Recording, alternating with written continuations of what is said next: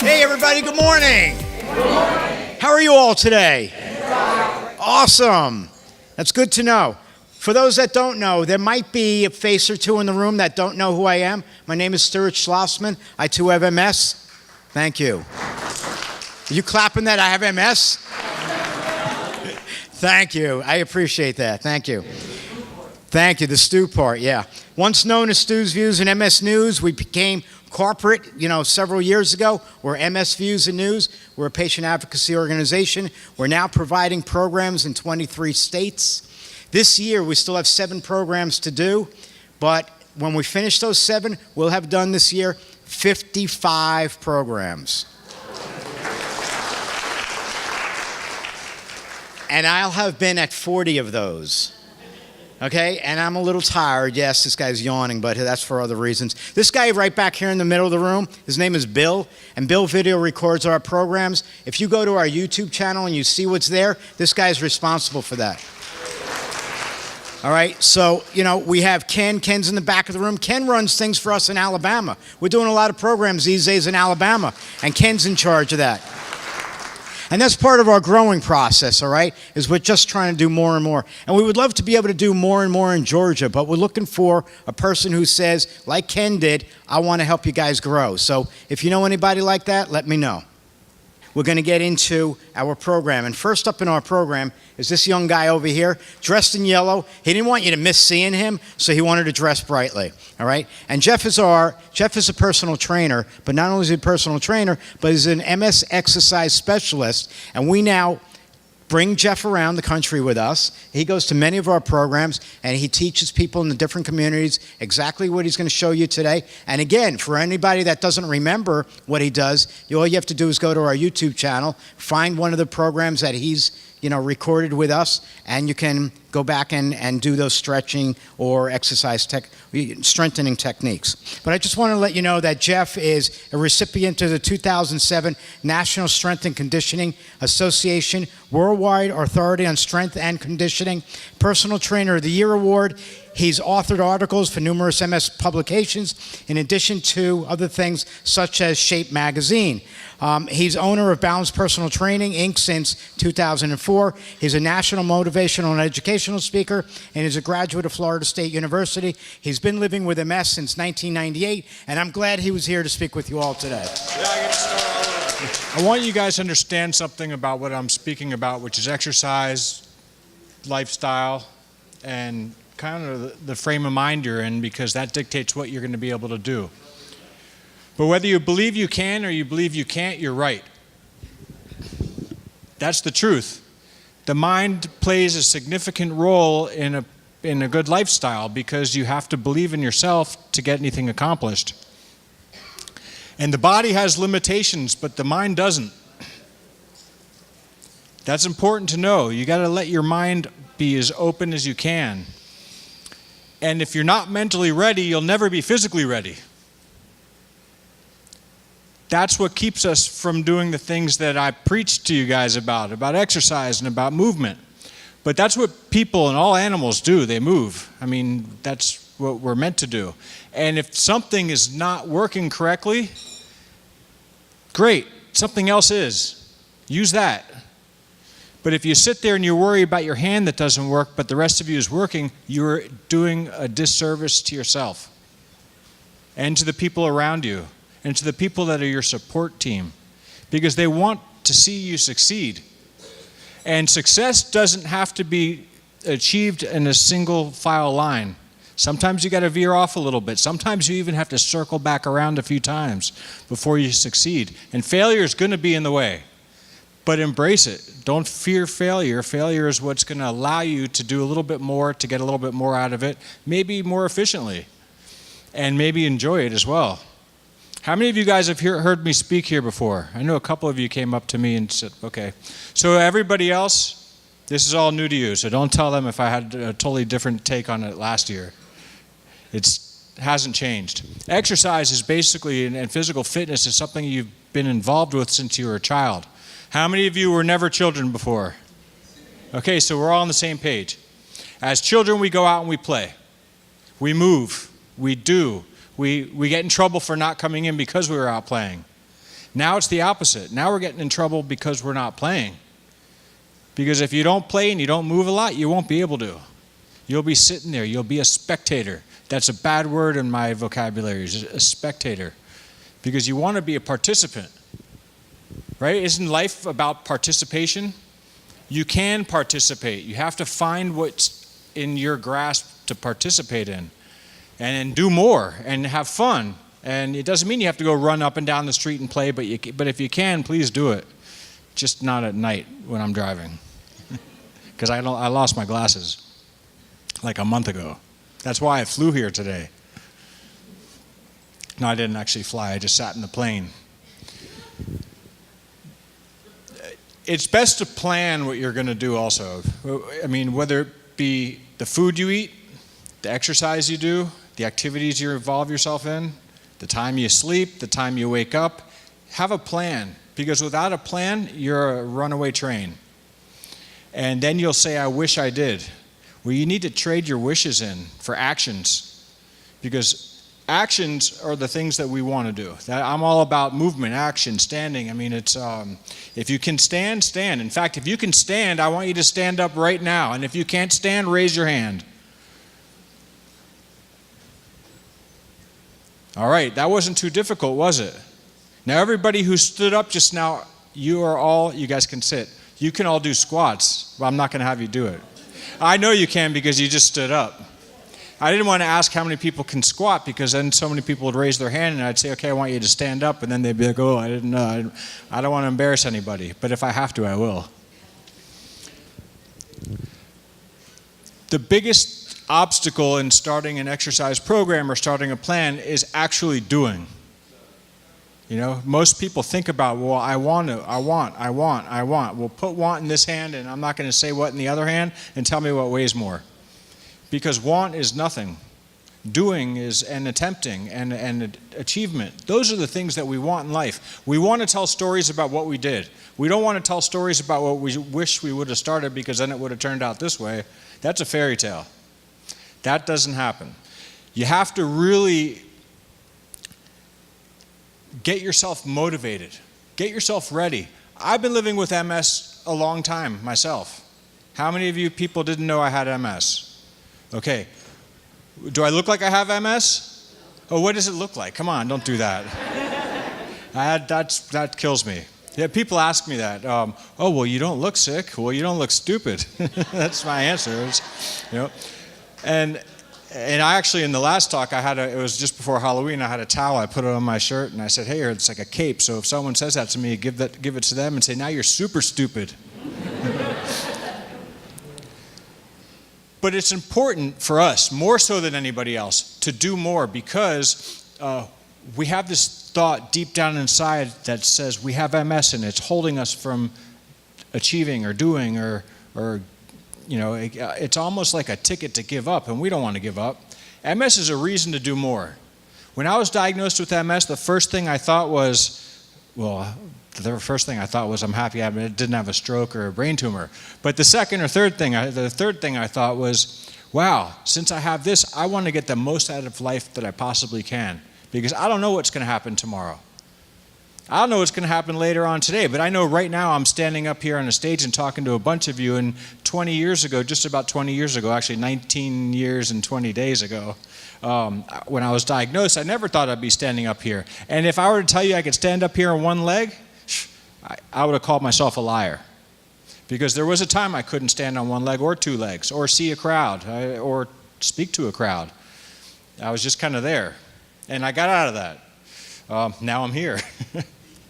But I pride in what I do. I really have I reward myself every time I do something that I set my goals to do. You know, you can add to your goals, and if you don't reward yourself, then you're going to stay at a level playing field. You're not going to go above and beyond. But reward yourself. If you're a caregiver for somebody else, reward them. And if you're a caregiver and you don't exercise, shame on you. Especially if you're telling the person with MS or whatever you're helping them with exercise while you're sitting there doing this.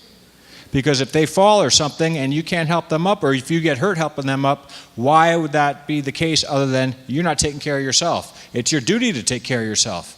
We should all be able to, and if we can't, we have a caregiver to help us. But we still do a lot, right? There's stuff that we do when the caregiver's not around. And that's not sneak chocolate either. So physical fitness is, broken up into a few different categories. Exercise, there's flexibility, there's strength, there's endurance, there's, it's broken up into so many different parts. Put them all together. Make it an enjoyable thing. With somebody else, then you're accountable. But lock yourself down and do it. And if the other person doesn't show up, then you got all the ammunition in the world. You can call me, I'll call them for you. But that holds you guys accountable. And as you're making progress, take notes. How many of you use social media? Okay, if you were to put on social media that I'm beginning an exercise program right now, I say right now because it's always right now. Whenever you do it, it's going to be right now. And I'm going to give you details on how I'm doing week by week. That's going to make you guys accountable to do it. Because now you got a bunch of people that are going to be rooting you on. They want to know how you're doing. Now, you got to give them feedback. And you can't give them the feedback of what I'm doing or what the person over here or the person over there is doing. Give them feedback on what you're doing. They will be proud of you. You will see some happy friends of yours. And they may do it. And then they may spread it to somebody else. And it may go on and on and on. But that's how things happen. Trends begin. And if someone who has what's called a disability, I call it ability. You have ability. Take the dis out of it. You've got ability, and other people don't have the excuses that you have. You do have an excuse. You can say, I have MS, I can't exercise. I won't believe you, but someone else will. So when I was diagnosed, I literally, if this is the edge here, I was living over here for a little too long of a time, and I realized I needed to find the edge and stay close to the edge, but don't step over the edge. Because if you can do that, you get so much more out of life. You can change the outcome. You can't change the way it started, but you can change the way it ends. That starts today. When is the best time to start an exercise program? Right now. So if you guys want to do jumping jacks, we can't do that right now. Not at the program. Anybody have any questions before I move into some of the other modalities and some things that I'm going to show you? Any questions right off the bat? If you can say it, I'll repeat it. All right. So basically what he's asking me, I understand where you're coming from. He's got MS, he's got fatigue, he's got lassitude, he's got all those things that are barriers to exercise. How does he get up here and do what I'm doing? Well, I'm 1 out of 1 and so are you. We're all individuals. We all have MS, we all have similarities, but they're differences. What I do is I'll work out when I can. If I'm tired and I'm fatigued and I'm feeling that terrible feeling like you just opened up the oven and all that heat came at you, that's not the time to exercise. That's not the time to do a little bit more. That's the time to take it easy. But there are times that you have, even if they're little bits and little pieces that, it's like eating something that you don't like everything on the plate and you're picking at it. That's how your day can be with exercise. When you have the energy to do it, you do it. When you don't have the energy to do it, you don't. But don't waste the time that you're ready to do it. And if you keep doing it like that every day and every day it becomes a routine, then some of this fatigue that we feel may not be as bad. Because exercise is the best thing to fight fatigue. Not while you're fatigued, though. Does that answer your question? If you have to put in your schedule 10 times in a specific day when you're going to exercise, all it takes is 1 to succeed. 1 out of 10. So if you're tired at 9 in the morning, you're tired at noon, you're tired, you pick that one time. If at 9 o'clock in the morning is the time, you get it out of the way. Somebody back there had their hand up.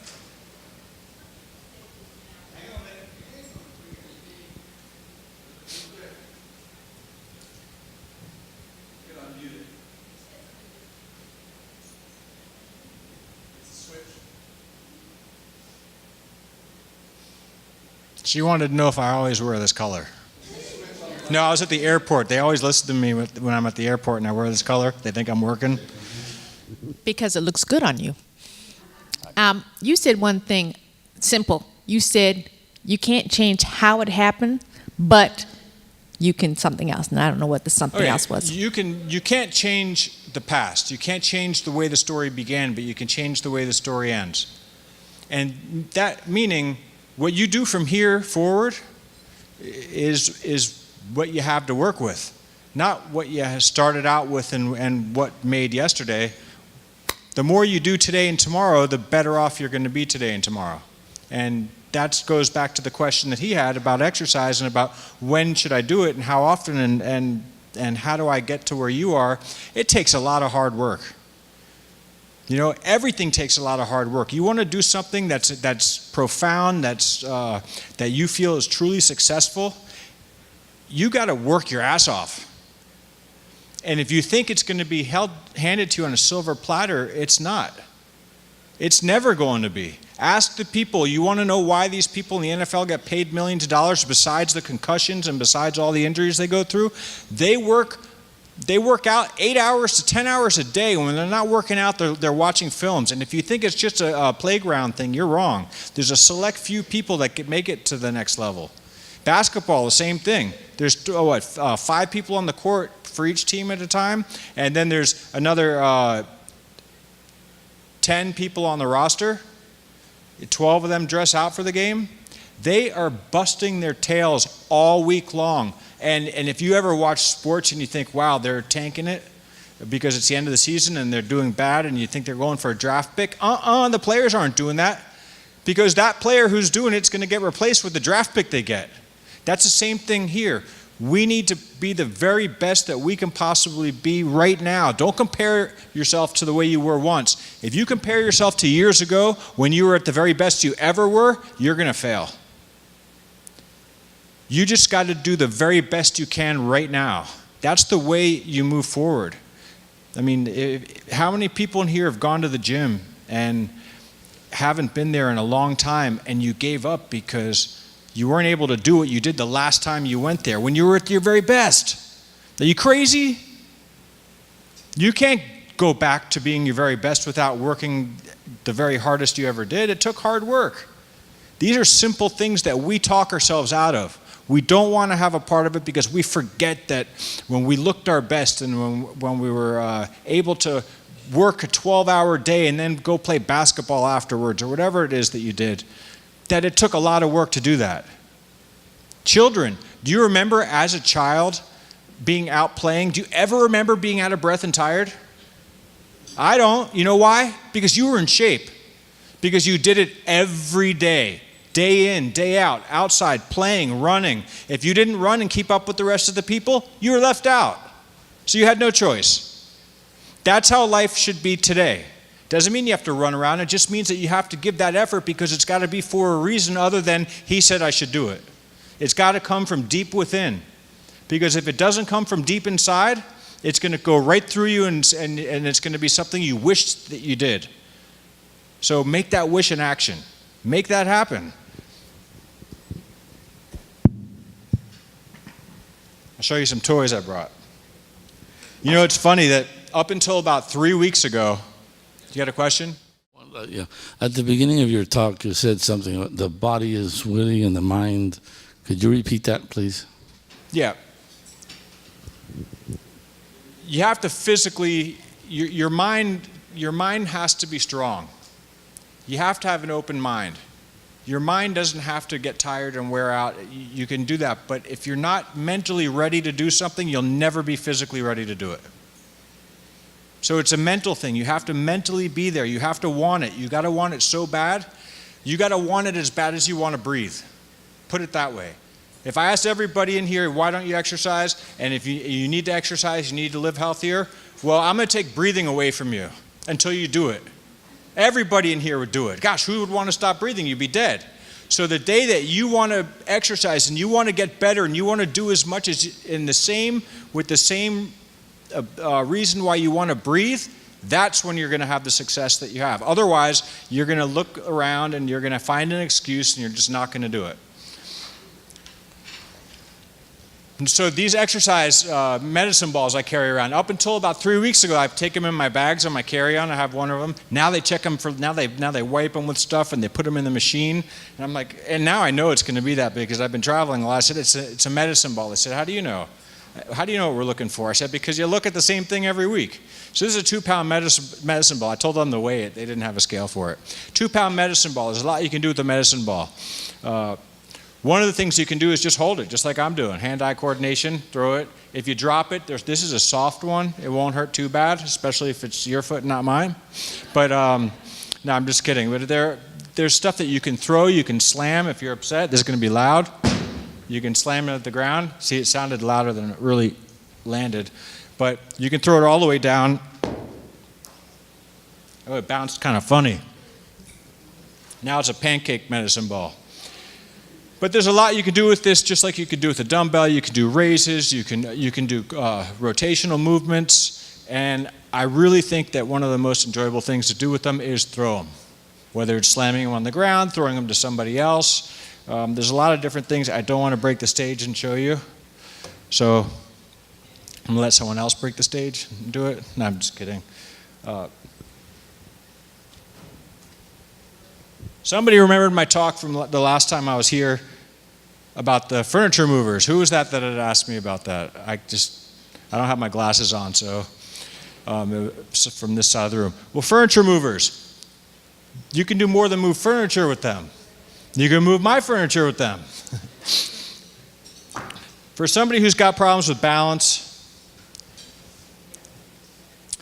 and you want to be able to stand on one leg again, which to me it's good for the doctor's appointment, but not as good for just daily activities, unless you want to do single or unilateral exercises. I like to do stuff like this just to get a little bit balanced. You have a little bit of a kickstand effect with this. Can you see it, everybody? It's also something you can do to loosen up your hips. You could do it in a seated position. If you have problems with your hip flexors, raising your knees up, you can do extension and flexion of the knee, or rotation, or go into something as far down the road that's the beginning of the spectrum would be going to a single-legged squat. You can do push-ups, you can do the Karate Kid stuff. You got a question, I see you. Well, if you were to do something like this before you're going to walk, you're loosening up your hips. You're going into internal and external rotation by doing the circles. So she wanted to know if that's what that does for the hips. What?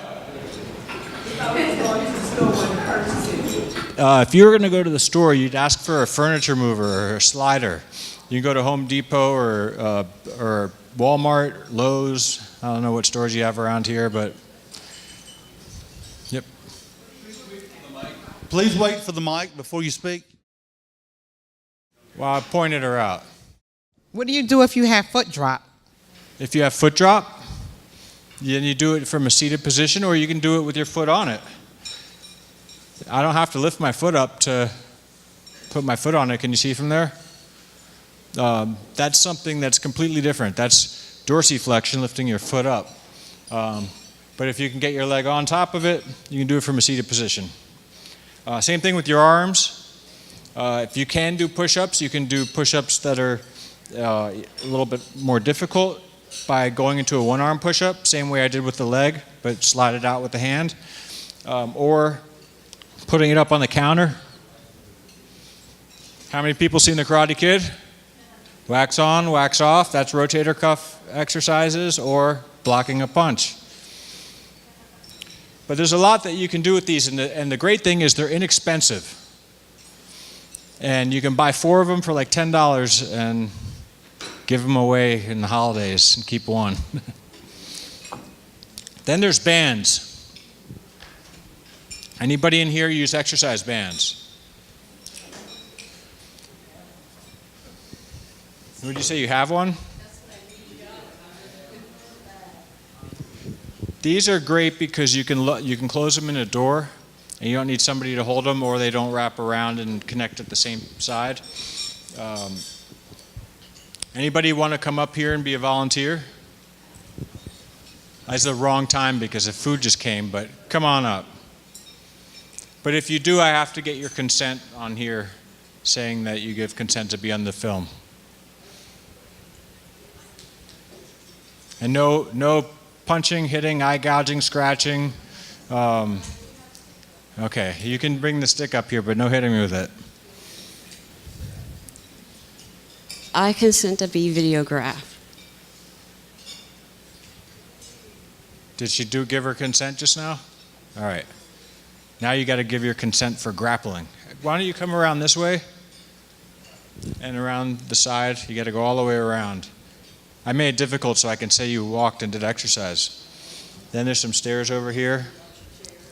Now I want you to come up the stairs, and when you come down the stairs, you're going to do jump, and no jumping.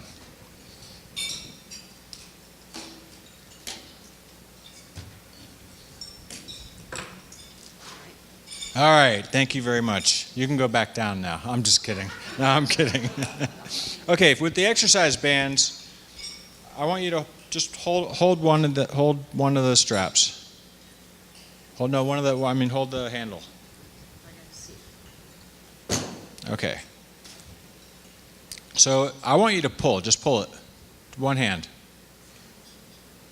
Now what you're doing is you're doing a lot more than just pulling because you're using your core to prevent your body from rotating. Now you do the other hand so we even it out. I don't want you walking in circles off of here. Can you feel the resistance? Now if you had this in a door, you wouldn't have to have someone standing here holding it. Or you can do it the opposite way and press it. Now, let me give you both of them at the same time. Take this. Now, I just want you to hold your arms like this. Just try to stay upright. And just hold your arms. There you go. And breathe. That's the most important thing about everything, right? If we don't breathe, then we don't do anything. So right now what you're doing is you're isometrically contracting your lower back or you'd fall forward. Can you feel your lower back contracting? If you don't, I promise it is because otherwise you'd fall straight forward. And the same thing would go, see, that's what would happen. But if it was turned the other way and you were pressing, then you'd be working your anterior muscles. So it'd be like a bench press without the bench. But these are great tools. They come in all different sizes and strengths. But thank you very much for coming up here. And for not kicking, eye gouging, biting, smacking, or... Yes. Thank you.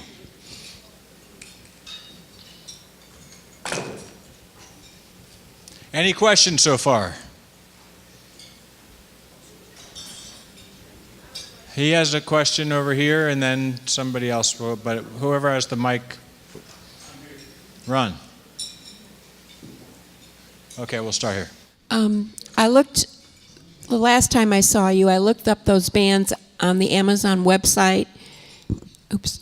And then I couldn't decide because I think there were differences.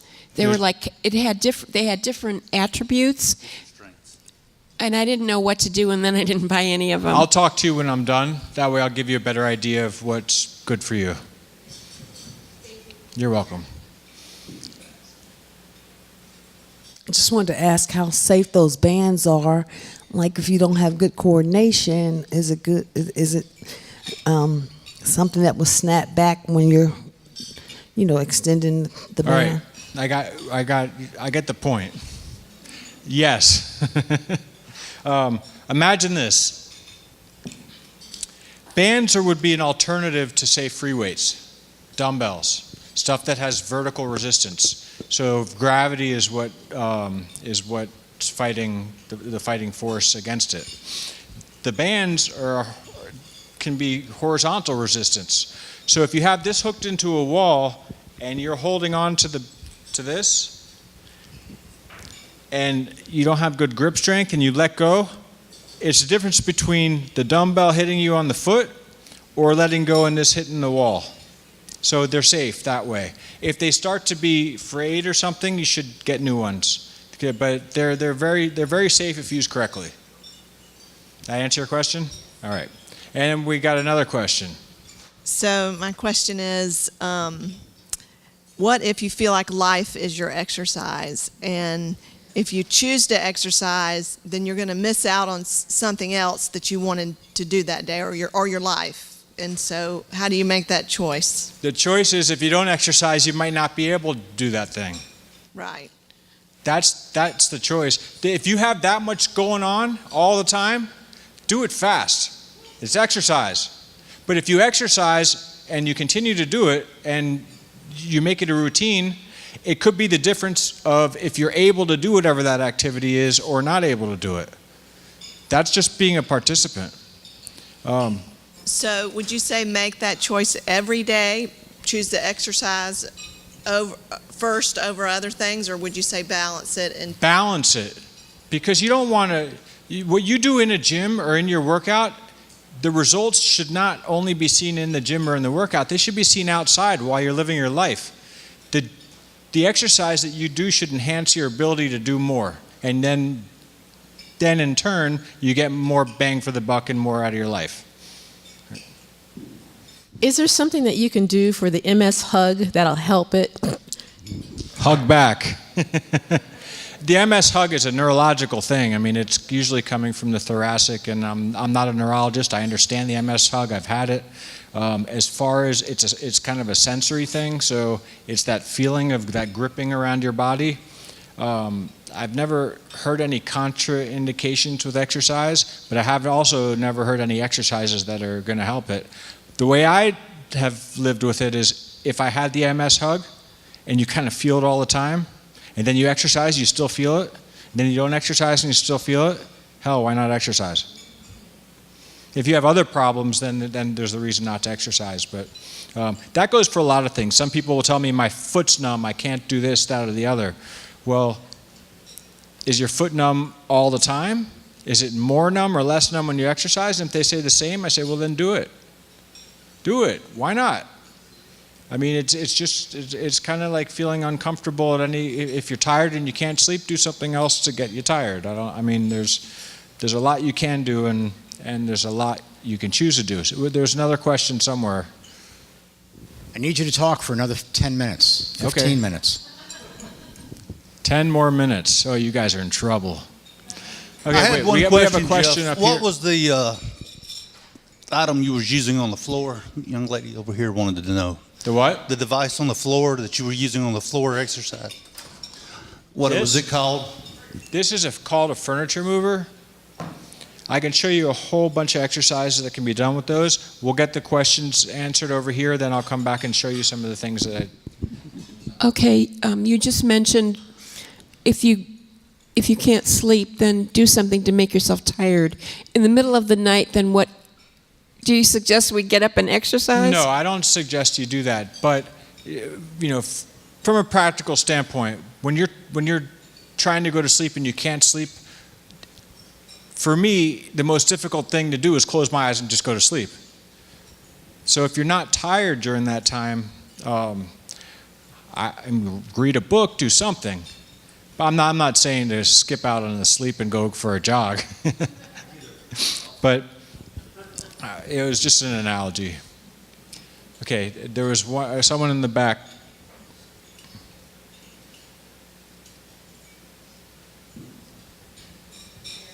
I've got a question about what you were just talking about, exercising in the middle of the night. Now, I know you didn't promote that. I'm just saying that I find that 3 o'clock in the morning is a great time to work out. Is that not really? That's okay unless you have somewhere to go. Best. I mean, do you have work during the day? Do I have to do what? Are you working during the day? Not that much now, but okay, I do. Well, I think the best time to exercise is when you're willing to do it. That's why I said it's always the best time to exercise is right now. If it's 3 o'clock in the morning and you want to exercise, as long as it's not taken away from something else that day that you have to do, I mean, it's all right. But don't forget, you still got to warm up and cool down, do all that fun stuff. Okay. When you're exercising, how do you know that it's just enough and not too much? Because I have had a tendency of pushing myself too hard and doing that, and then I'm out for like a week or so. Okay, so do a little less than that. okay, it's rare that people really overdo it. It's more of a fear of overdoing it that people have than actually overdoing it. So I like to do stuff on a progressive level. Start small, slowly increase, slowly increase, slowly increase, not in one workout, but over time, and build up and build up. And if you get to the point where you feel that's enough, then cut it off there, and then wait a little while. Then what happens is you may have built enough endurance and stamina to make that not any longer the cutoff point, and you progressively get, in better shape and better shape and better shape. But that's a good question. You want to find out what the edge is without crossing it. So the only way to do is to proceed cautiously, and that edge will keep moving. It'll keep moving as you get closer to it. It'll keep moving further away, and that's a problem that people have with MS. Is MS comes with fatigue. So does life. If you go out and ask 10 people walking around and ask them if they ever get fatigued, they'll tell you, yeah. And some of them may be deconditioned. We have MS. It's a reason to be in better shape. It's not a reason to do less. We may have to do a little bit less, but it's all relative to what we're able to do. And if we choose to do less than what our abilities are, we become fatigued when we do the things that we want to do. That's the way our bodies work. The more you do, the more you can do. The less that you do, the less you can do, and the less you want to do. And then when it comes time to do it, you call it fatigue. And that's not MS fatigue. It might be secondary or tertiary to your MS. My question is on stretching. Is it best to do your stretching in the bed or out of the bed once you get out? It's best to do your stretching when your muscles are warmed up a little bit. So if you stretch your muscles when they're just tight and haven't done anything, you can strain your muscles. Strain is a minor tear of the muscles. But if you warm up or do some movement first, or have a passive warm up, put something warm on your leg before you stretch, then you can do that. Because stretching your muscles is like stretching a rubber band. You can stretch it and it comes back. Put it in the refrigerator or the freezer for a couple hours and stretch it, it's going to snap, right? So think of your muscles as rubber bands. They need to be warmed up. There you go. Oh, I have a public service announcement more than a question. As far as the balls, the weighted... The medicine balls? Yes. The one exercise I would not recommend is throwing it to your dog, unless you like sand all over your floor. You don't want to throw a medicine ball to your dog. No. I'm just saying that, and you don't want them to discover them either. You know what? You don't want them to discover them either. You don't want them to discover them. No, but you don't want to throw a medicine ball at a dog if you want the dog. No. Yeah. That's like throwing a weight in the pool for the dog to go to the bottom and get it. No, but you can play with the dog with a tennis ball. That's exercise. The dog can throw the ball. You can chase it. They really like to find out that there's sand all over. You got to hide that. That's the secret. Yeah. That's your secret. Because then there's sand will come out, and then you'll have a mess. Then it's exercise to clean it. Can you show us some simple exercises we can do with some things that we have at home? I'm not telling you what I have at my house. Okay, I will. You can use anything. You can pick something from your table and use it to exercise with. Don't forget the mic. Yeah, just not knives. Knives are not meant for exercise. Okay, imagine this is a water bottle. Okay, if this is a gallon of water, it's 8 pounds. And the less water, the less the weight is. You can do stuff with that. Presses with water bottles, with cans. You can do rotator cuff exercise. You can do all kinds of stuff. The plastic bottles of water, you can actually throw them. So there's a lot you can do at home. If you can you stand, or are you unable to stand? But you can use your upper body. Yeah. So curls, presses, raises, anything that you can do that's going to increase your motion without causing pain, do it. Anything that's weighted is just adding to it, and it's going to make it a little bit more difficult, but you get more out of it. Do you have general exercise programs or stretching programs? I couldn't make that out. do you have general exercise programs and general stretching programs? Do I have them like on video, you mean? Or that you can print out? Well, there's exercise programs, like a type of exercise program or places to go to, because I'm not local here. I mean, general, that anybody can go to. You can look up your local Y, your YMCA, and ask them if they have something, or you can look for local MS groups. But I'm not local. If I was local, I'd be like, yeah, come to my gym. I understand that, but because you come to these events and you speak on these things like exercise, don't you have some that you print off and give it to everybody? Yeah, if you look on the YouTube channel that MS Views and News has, it has a lot of my videos that I'm giving presentations, and I do demonstrations for specific exercises and answers to questions and show it. So you can find out some stuff on there. And we're coming out with some new videos that you can watch as well, that it's going to show specific exercises for specific, in different stages. Some for people in chairs, some for people standing, and that might help you out. Does that answer your question? Yeah.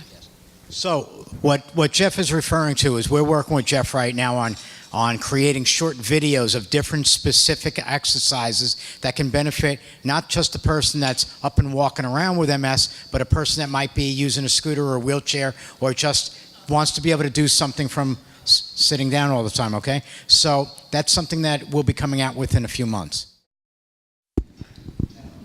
Hi, yeah. I used to do heavy weights, and I kind of would like to go back to doing heavier weightlifting.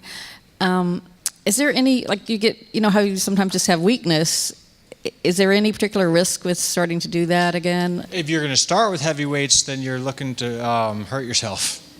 You don't start heavy. You get to that point. But you start with whatever you can do, and you work your way up to a rep range, I would say between 10 and 12 to 10 to 15 reps, and then increase the weight as you get to that number. But you got to set yourself free from that, and don't think about heavy. I want to start heavy. You don't start heavy. You start light, go to the heavy.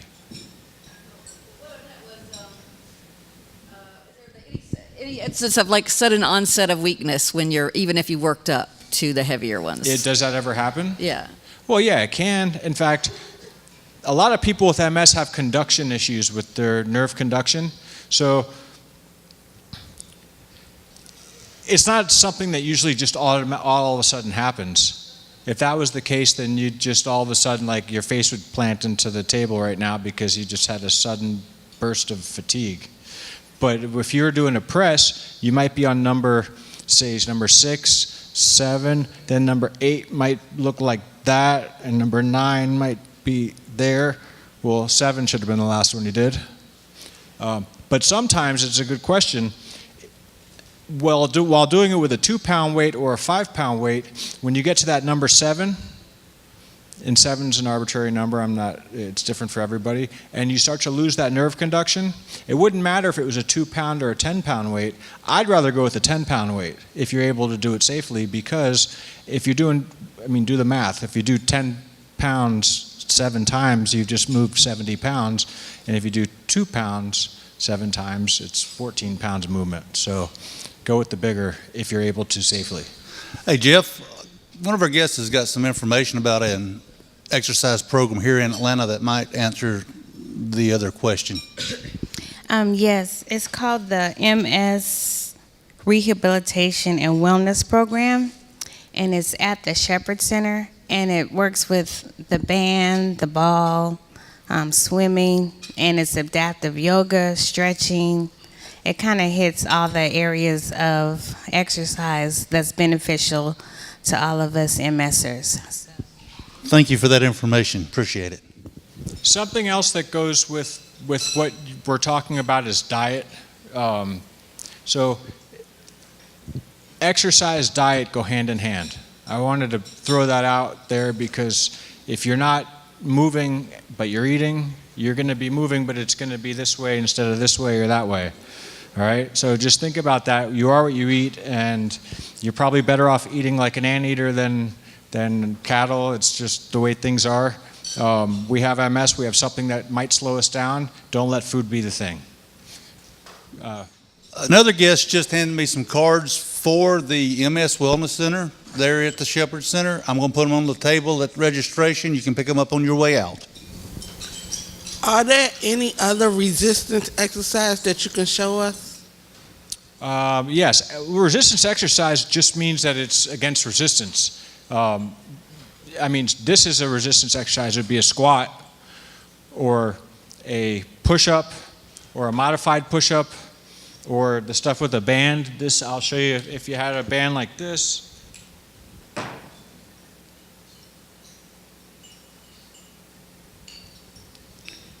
Curls, lifts, presses.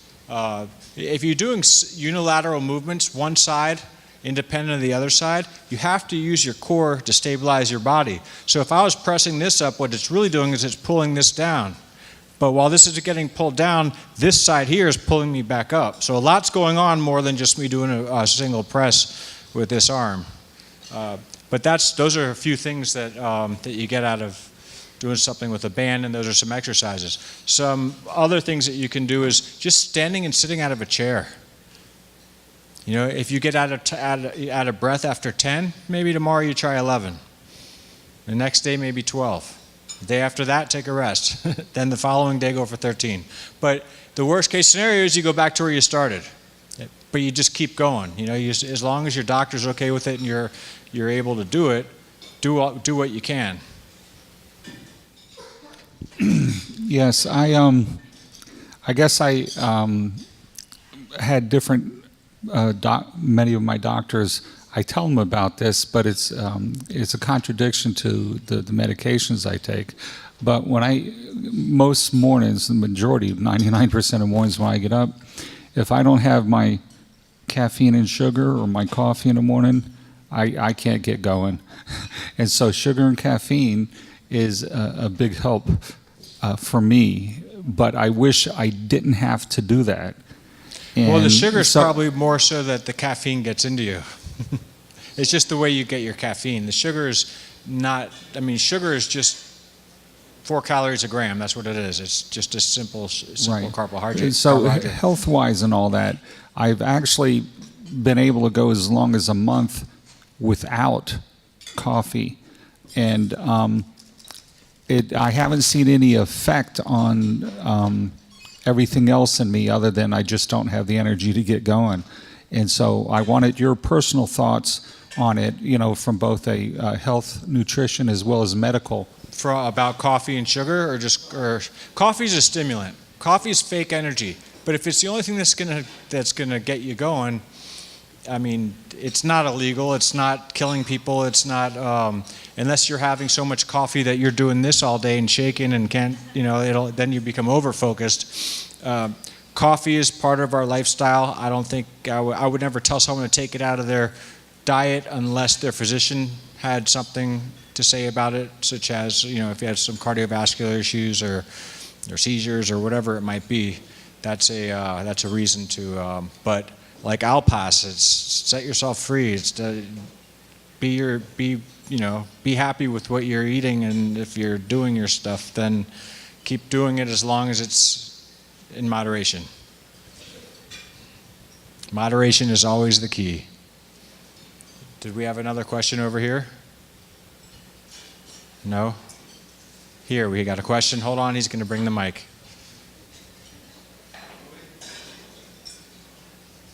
Because I can't hear, I'm not wearing my glasses. I'm wondering why that gentleman over there is putting himself through going a month without coffee. I mean, what's the reason he's doing that? Is there any? I mean, that's him personally. He's not saying that anybody else has to do that. He just probably wanted to see how he was without it. Am I correct? Yeah, it wasn't that he wasn't punishing himself for. He just wanted to see how life would be without coffee for a month, and now he knows. There's no MS reason to.